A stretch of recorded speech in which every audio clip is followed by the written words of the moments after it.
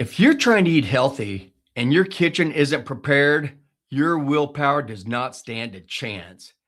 If you don't have a plan for your food, I guarantee the food environment will plan your choices for you. I'm Dr. Steve Hewlett, and I've been a doctor of pharmacy for over 35 years. I'm helping people get off diabetic medications, lose weight, and regain their energy through nutrition. I'm also a speaker and an author of the book, Your Plate is Your Fate. Today, I'm joined by my beautiful wife, Teresa. Just take a minute and imagine it's 5:30 in the evening. You've just gotten off work. You're tired. Dinner's probably been on your mind, but you've been avoiding it. And suddenly you think that the only thing you can do is either go out to eat or go through a drive-through. If you would have just taken a few minutes over the weekend to prepare for the week, then you could have avoided this. That's what you need to do is avoid it. So you don't want to get into one of those caught off guard moments. Those are the ones where you really tend to make very poor choices. So you're hungry, you're stressed, you're busy, and there's nothing ready. So this is when you tend to go for the fast food, the drive-through, the vending machines, the gas stations, all this food this food is strictly for profit. It has nothing to do with your health. These are companies and they're trying to make money, and they make all their money off keeping you sick, keeping you hungry. So these ultra processed convenience foods, they're actually engineered to make you more hungry. They put a lot of the sugar. That's when they put the sugar in these. They put the seed oils in them, all these toxic ingredients, fructose, and they do that because they want you hungry. They want you to keep eating their food. It has nothing to do with your health on their end, but on your end, it has everything to do with your health, and it actually makes you much sicker because these types of foods, they are directly linked to weight gain, type 2 diabetes, metabolic syndrome. Everything that we talk about is directly affected by these foods and the ingredients that they put in them. So again, when you're eating this type of food, this is all made out of glucose, fructose, seed oils, and chemicals. That's all that's in that. Every single one of these ingredients that I just told you is toxic to your body. Every single one of them. Our body does know what to do with glucose, but we eat glucose way more than we were ever meant to eat glucose. You never ever have to put glucose in your mouth and you'll be perfectly fine because you make all the glucose out of fat and all of it out of protein. So you don't need any of these ingredients at all, and you're going to do much better with your health if you just stay away from them. And this is where advanced prep, when you talk about prepping your meals in advance, what you're really doing is this is a medical intervention. Because if you plan your meals in advance and you plan healthy meals that you can put together really easily, they're already ready, you don't have to do any thought, and you never have that caught off guard moment, that is going to keep you from ending up eating this other stuff that we just talked about and keep you off medications, out of the doctor's offices, out of the hospitals. So this truly is a medical intervention when you learn how to just plan your meals in advance. So the people who cook and eat at home, they usually have a lot higher quality meals. These are also the people who have way less weight gain and actually weight loss if you're doing it right. And then it also way decreases your risk of getting type 2 diabetes. And actually, if you do it right, you can actually reverse your type 2 diabetes no matter what you've been told in the past, no matter what I've been told. I was told type 2 diabetes is irreversible, chronic. If you take diabetic medications, that is true. It's going to keep getting worse. But when you change what you eat, you can reverse this. And it all revolves around planning and prepping your meals. This is going to make it easy. If you find a certain time of the week that you plan your meals, then you just always do it. That is the same time you plan your meals every single week, and you're going to start getting consistent at it. And then you're going to start thinking, and this is going to make you start thinking more about what is healthy and what is toxic to your body. And this is what you actually need to do.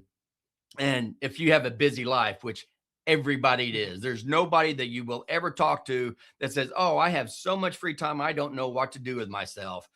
Everybody feels like they are so busy, and meal prep is the best way. It reduces all the decision fatigue. You don't have to be worrying about, oh, what am I going to have for breakfast? What am I going to have for lunch? Where am I going to eat? Oh, all that mess you can take care of just one few minutes once a week, and you can get all this taken care of.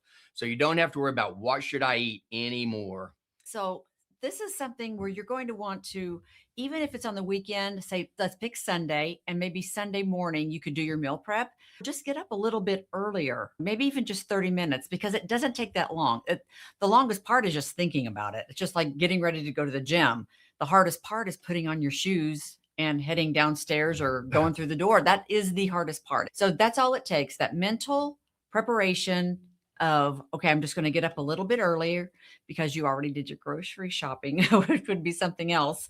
So you did that Saturday, maybe. So this is just an example. So Sunday morning, just get up 30 minutes early, sit down and think about what you would like to eat. And something that we do, which we have no problem having leftovers. And I know some people do, and then that just makes it more challenging. But if you can handle leftovers, we just batch a big batch of different kinds of food. Ground beef. If you want, you could go ahead and cook up a bunch of ground beef ahead of time, and then you could separate it and put it in like glass containers or plastic bags. We don't want you to do that. Preferably glass containers. And you could do it in 1 pound. So it's already cooked and you have it frozen in 1 pound sections. And so then when it comes time for dinner, if you forgot to set it out, it really doesn't take that long for it to thaw once you get home. So we've done that. And which goes back to what Teresa started to say earlier, and then she stopped. But I think it's a really good thing to know. If you can take on a weekend or whatever day works best for you and think about all the meals you want for the whole week, go to the store and buy all the ingredients, whatever it is. And actually not even the store, go to your farmer's market to buy all the stuff that you need. And that way, that's not a problem either. So you already know the meals you're going to have. You already have the food, that all the ingredients that you need for that meal is already in the house. That alone takes a lot of the stress off your plate, just doing that once a week. Now back to Teresa. And like so I think you've heard Steve say before that we have bought a side of beef, and that lasts us about a year. And we do go through the hamburger meat faster, but hamburger meat is just good for so many things. So if you already have, and then we also have eggs. So we have a neighbor that has the chickens and we get eggs from him. So we always have eggs on hand. We always have the meat. Obviously it's in our freezer, and you want to keep Greek yogurt and avocados and cheese. And we use a lot of coconut flakes. He sticks that with his Greek yogurt. But if you have protein powder. Yeah, protein powder. Yeah. And so if you have these things in your house, almost all of the time, there is always food, because you can always make, because we'll do that at night in the evenings, because we aren't perfect either. So sometimes, oh my gosh, I didn't even set anything out. So we have eggs, and we call them breakfast burritos. We always keep egg life wraps. We've talked about those before. So you can make that would just be an easy thing to do in the evening. But I'll just give some examples of what we love to make. So we love to make like anything Mexican. So burritos, enchiladas, bowls, and we use those egg life wraps to make those things. We use the egg life wraps for a lot of stuff. Even with lasagna, then instead of using the noodles, you would use the egg life wrap and make that your layer, because that's all lasagna is, just layering because everything else is fine. It's the meat, the cheese, marinara sauce. Get the lower sugar kind, or at your farmer's market, find somebody that makes it, or you can make it yourself. You can make all kinds of casseroles and make plenty. Like when you make lasagna, I'll do 2 big pans of it. You could freeze one of them, since it's only just the 2 of us. 2 pans gets us two meals, or I'm sorry, one of those pans will get us 2 meals and maybe somebody's lunch the next day.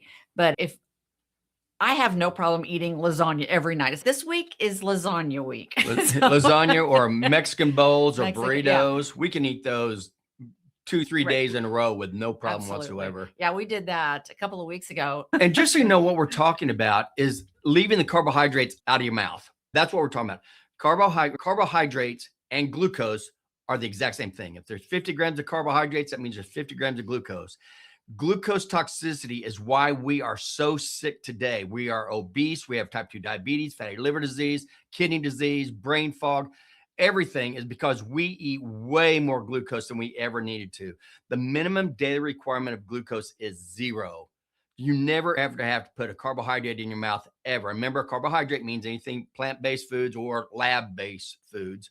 All that's all glucose. So yes, our body knows what to do with it. However, when we just bombard our body, all it can do with all the glucose you eat is turn into fat and store it.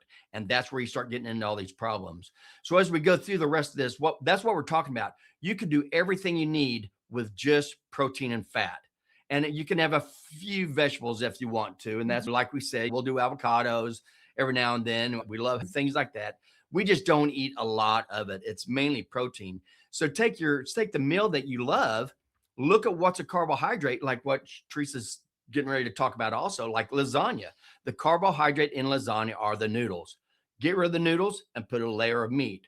The carbohydrate in Mexican is the shells. So get rid of the shells and put your Mexican in a bowl instead. Everything else is fine. So as we go through this, be thinking that's what we're talking about is eliminating the carbohydrates and going heavy on the protein and the fat, because that's where your health comes from. And the carbohydrates is where your sickness comes from. And so when you very first get started doing this, what we teach our clients is we want them to eat 2 times a day. So whatever your first meal is, and then your last meal, making sure it's a few hours before you go to bed. But if you could do 2 times a day, now that's for some people, that is just that's just not enough time to eat. So we'll say you can snack. Now you need to get some healthy things to snack on. Like we always do hard-boiled eggs or deviled eggs. The problem with deviled eggs is if you're like us, we love them and I eat too many of them. And I always know they're in the refrigerator. You can eat too much of anything. You can drink too much water. You can have too much of anything. Yeah. Too much glucose is what we're really concerned about. Right. But so if you're getting started, you could have hard-boiled eggs, deviled eggs. You could have pickles and olives and beef sticks. You could do some fruits and vegetables as long as you're not diabetic. And I'm sure you've heard his podcasts before where he talks about if you're diabetic, you really want to stay away from those, especially fruit and potatoes. Yeah, things that grow below the ground, you want to stay away from those. Yeah. And so just and also in the fall, we'll switch over. We'll quit doing some of these other things. Oh, when grilling out, you could grill out some hot dogs and some hamburger patties and have those ready for the whole week. So, and in the fall, we do a lot of soups and stews, roasts. So, it just changes. So it's never boring. I don't ever think. Yeah, I know. So many people think, oh, so what am I supposed to eat? Just to have a piece of meat in the middle of my plate? No, we eat everything. Lasagna, like you said, lasagna, Mexican casseroles. You can eat almost everything that you tend to eat. Just leave the carbohydrate, leave the flour, leave the sugar, leave the plant-based foods that grow below the ground. And the reason why we talk about really you want to be able to get down to just where you eat 1 or 2 meals a day. And most people, there's 2 energy sources. Your body can use glucose and your body can use fat. You decide by what you eat. If you keep the glucose out of your mouth, you will teach your body to use your own fat stores for your energy source, which is exactly the way God made us, to use our fat cells for our energy source. That's why we have fat cells all over our body for storage. Glucose, we have very tiny. If you use fat for your energy source, you will be extremely healthy. You won't have the disease. You won't be on medications, no doctor's offices, none of that. When you use glucose for your energy source, like everybody's been taught to do because of our fake food pyramid that we had back in 1977. Thank God that has been changed, and Robert F. Kennedy and everybody else that was in on that. But when you use glucose for your energy source, that is what leads to organ failure, organ damage, death, everything, amputations. So you do not want to use glucose for your energy source. You want to use fat for your energy source. So that's what all this is talking about, is how can you use fat for your energy source? And that's leaving the glucose, the carbohydrates out of your mouth. Because once your insulin goes high, and that's what makes your insulin go high, it forces you to store that fat. So I just have to keep interjecting that every now and then, because that's the crux of what we're getting through to you, is you can do this very healthy, and it is not boring. Just look at what is made out of flour, sugar, vegetables, and fruit even. What's made out of those, and those are the ones that you really want to minimize. But that's also why you stay healthy. When you use fat for your energy source, you always have fat on your body. You always have fat there. So you do not get hungry. You don't get hungry very often at all. And that's why when you use glucose, you're used to eating every 2 to 3 hours because you don't have very many glucose stores. So you have to keep eating every 2 to 3 hours. So that's why a lot of people freak out thinking, oh, there's no way I can go and only eat 1 or 2 meals a day. Trust me. Yes, you can. Once you teach your body to use your fat, by keeping the glucose out of your mouth, you always have the energy on board so you don't get hungry, because that's what hunger signal is. It's when your body says, I need nutrients, and you give it nothing but toxins. It's going to make you hungry 2, 3 hours later. Nope, I still need nutrients. You never gave me anything that I actually need to heal, grow, thrive, and survive. When you use fat, you never get those hunger signals because you are giving it all everything you need. You give it the proteins, and that's what you need. You give it the fat, which is what you need. You burn your own fat for your energy source, which is what you need. So when you give your body that kind of stuff, it's not going to give you that hunger signal. I honestly, now Teresa does get hungry. She does get hungry every day, but not anywhere near like she used to. No. I honestly, I can't remember the last time I was hungry. It's been 3 or 4 years probably since I've actually felt like I was hungry. I make him eat. Yeah, she forces me to That's eat. right. Horrible thing. Yeah. Yeah. And that's something that we've talked about. It's not in our notes, Don't but matter. when you think of now, chips are different, but it's like pasta and rice and some of those carbohydrates that we need we feel like we need, we will miss. They don't even taste like anything, especially like pasta. It's just, and I get it. It's a texture and it's something different in all the feelings that you want to have in your mouth. I can't think of what it's called. But so when you just use egg life wraps, or if you use for your layer of your lasagna, if you use a layer of sliced deli meat, which you have to watch the ingredients in that. But Yeah. if you do that instead of the pasta, you can't even tell. You can't even tell. In at fact, all. she made a spaghetti last week, and this first time that I remember I she's think done so, it. yeah. And instead of the noodles, she took those same egg life wraps and just cut them in noodle size strips. They were wonderful, way better than noodles because they have just a little bit of flavor. Yeah, And then they also have more consistency. It's more like you're Mm-hmm. actually eating something. It fills you up more. And it's all made with eggs. To swirl. Yeah, you swirl and do You all know, do do all the all those fun things things. you like to do with Right. pasta without having to worry about the Yeah. And glucose. so that's one of the things we haven't said is I also make up a big batch of meatballs, and I have a wonderful recipe, which I should try and get that one out. But you have your meatballs, then you can do the marinara sauce. You could also make an Alfredo sauce, and then you could add those noodles to it if you wanted, or you can make a lasagna. You could just layer it. There's just so many different things you can do and especially now with YouTube and everybody that is really going more low carb. And there's just so many carbohydrates. And when you look at all the carbohydrates and all of the ingredients, that's what we're looking at. Those are the things that we don't want in our food. If you wanted to make sourdough bread or go to the farmer's market and get some of that bread, that's great. Do diabetic. And make sure it's real sourdough. That's very salt, important. Organic wheat, and water. And that's all it is. That's all it should be.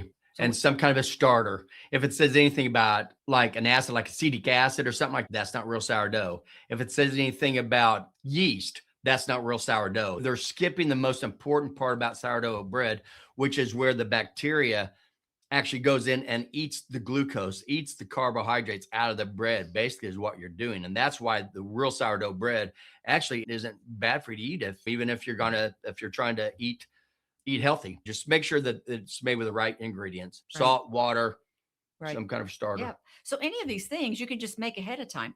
And if you have children, this is such a great time to teach your kids how to cook, and they actually enjoy it. Maybe once you get them in there, and then just let them use their hands and play with the food and just let them help make it. And then they'll also enjoy the food better as well. As they go on. Now, both of our sons are older. They're 28 and 32, 32. And they love eating and fixing their own food at home. We're always passing new recipes back and forth to each other. And it's so nice to know that our kids actually, after they left the house, they remembered what they learned while they were still in the house. And now we're all enjoying healthy lives together. And that's really what we want, for you to become healthy and for you to have all your family healthy also. So you can just skip the whole hospital and doctor's office and medicine fiasco. So back to what we were started with. We got a little side we tend to do that. Yeah. But so think of what you and your family love to eat and figure out, maybe just do one. If this feels really overwhelming, because if you take on too many things that you try to change in your life, there's a tendency to not change anything. So if you just want to do one thing, it would be to think about your food ahead of time, and maybe even just think about one meal. So if you love Italian, or if you love Mexican, or if it's pizza, there are so many recipes, and just make at least 2 to 3 nights worth. And that way you have maybe Monday, Tuesday, Wednesday taken care of, and then you can figure out the rest of the week. And you will be, for one thing, you'll be very proud of yourself because you're taking care of your body. You're taking care of your family's bodies, which is very important.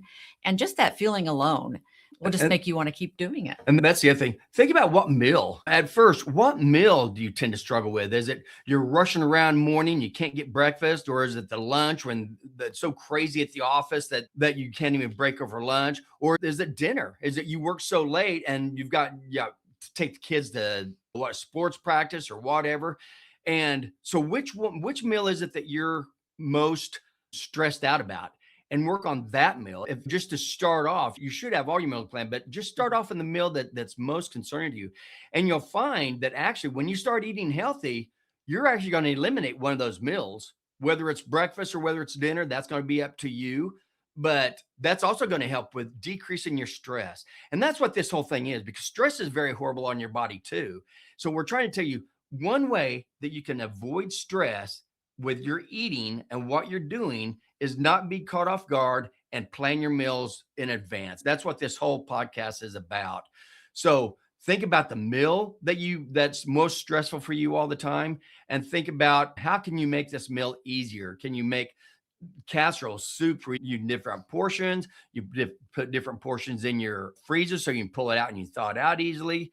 Just different things like that. That's really what we're wanting to say through all these things. So you don't want to go and through life being overwhelmed all the time, and you don't want to be caught in those emergency moments when you wished you would have had something planned, because I guarantee you're going to start eating the type of food that's put out there for profit and not health.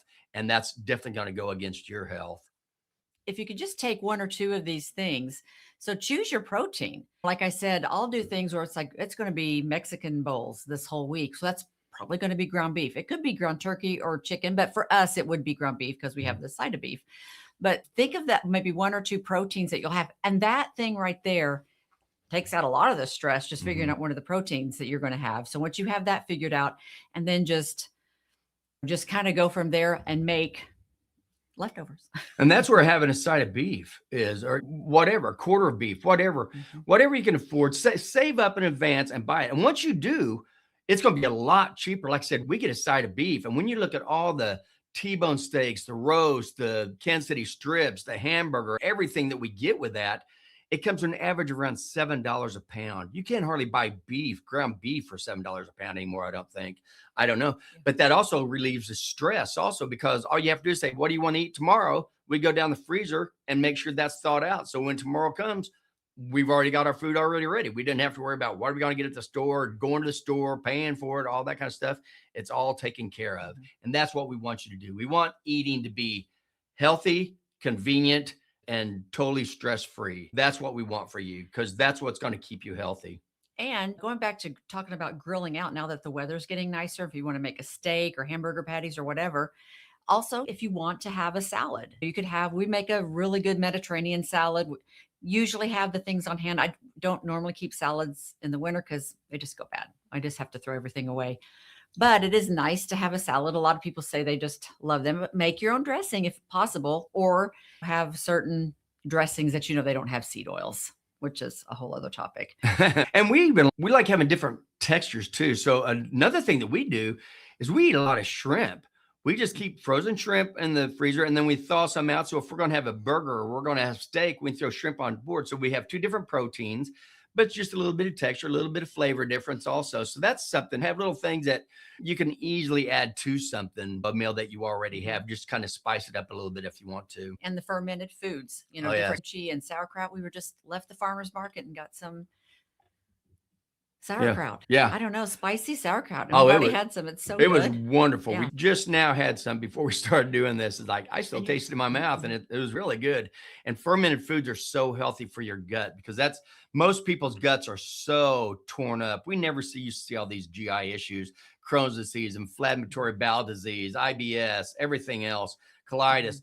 We never used to see that before. We're seeing it because people are eating these fast food, for-profit foods that, again, is just nothing but glucose, fructose, seed oils, and whatever the other one I always say.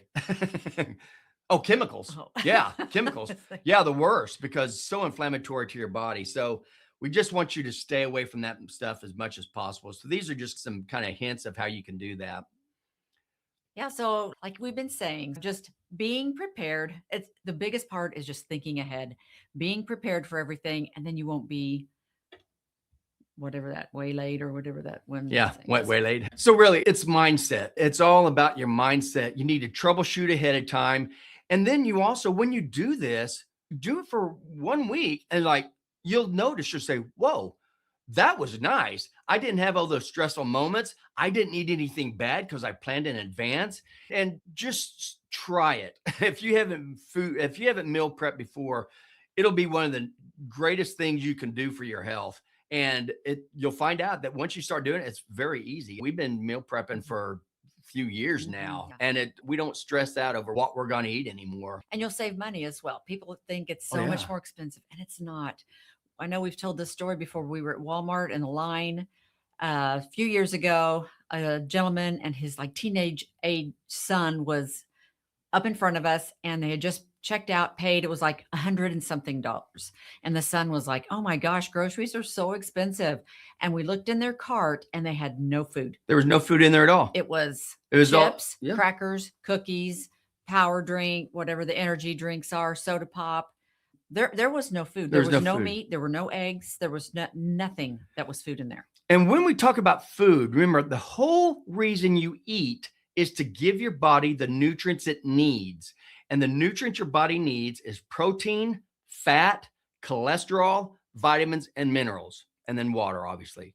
That's all you need. So if you give your body that, that's food. If you're giving your body all this cereals and pizzas and soda pops and energy drinks and cookies and crackers and chips and all, that's not food. That does not contain any of those except for the glucose. And that's a lot of it. And that's why you're in the trouble that you're in. When you eat that stuff, there's no protein, there's no fat, very little cholesterol, very little vitamins, very little minerals. You're giving your body nothing but toxins.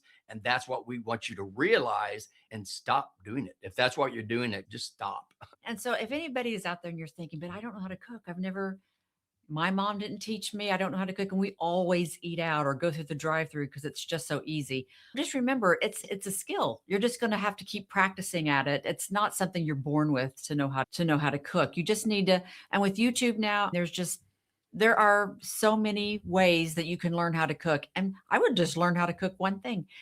Just start out that way. If you're one of those people that, because we hear that a lot anymore. I don't ever cook at home. I don't even know what I would cook. Or when honestly, I was this way whenever we first got married.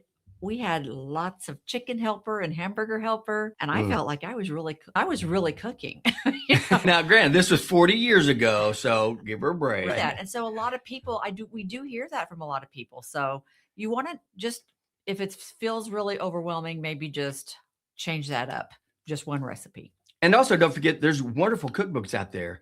Any keto book, any carnivore book, you're going to find all kinds of great recipes. And there's a lot of great cookbooks out there. In fact, I'm going to have a couple people on my podcast here coming up that actually they have their own cookbooks and we use them. We use both the cookbooks and they're wonderful. So I'm so glad that both of them decided that they would be on my podcast. We just want you to understand, if you prep your meals in advance, go to the store once that week, get all the stuff for all the meals you're going to have for that week, decide each night what you're going to eat the next day. So you make sure they have everything's ready. And then you don't have to worry about it. Meal prep, put stuff in containers, everything we've been talking about. You will be so happy that you did. So again, it's just like we've talked all about. This is the gift that you give your future self. So every time that you prep your food now, you're reducing all of tomorrow's stress and the decision fatigue and the temptation to eat the kind of stuff that says it's food and it is not. It is toxins for your body. So give your future self the gift of health by giving your today, doing your meal prep for the week. Well Is that all you got? And that was not planned. But anyway, just remember one quick thing that you can always remember. If God made it, plate it. If the laboratory made it, hate it. And that's what we're going to say. That's how we're going to end for today. So until next time, stay nourished and stay well.